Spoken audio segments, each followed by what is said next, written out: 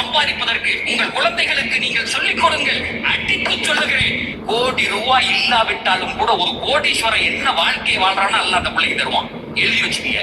ஒருத்தர் சம்பாதிக்கிறதுனுடைய முதல் நோக்கம், நீ ஆபீஸ்ல வேலை செய், சொந்தமா கடை வச்சிரு, என்னமா நீ மேனேஜர் ஆயிரு அல்லது கூலியாள் ஆயிரு.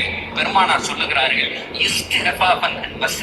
நான் சம்பாதிக்கிறது கூலி வேலையாக இருந்தாலும் யாரெல்லாம் யார்கிட்டையும் கையேந்த கூடாது, ஓட்ட மட்டும்தான்.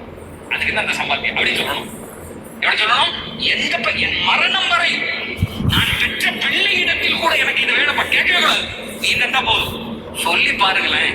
கடைசி நேர தண்ணி வரை உங்களுடைய வாயில் இறைவன் ஊற்றுவான். நல்லா ஒண்ணு புரிஞ்சுக்குங்க, நீங்க வச்சிருக்க காசுகளும் படிப்பையும் கொண்டு இந்த உலகத்துல வாழ முடியாது. நல்லா நாடணும். கோடி ரூபாய் இருக்கவன் கூட ஏதாவது ஒரு நோயில இழுத்து பட்டு செத்து போறான். அந்த பணம் பயன்படவே பயன்படாது. இந்த உலகத்தில் எதுவாக இருந்தாலும் முதல்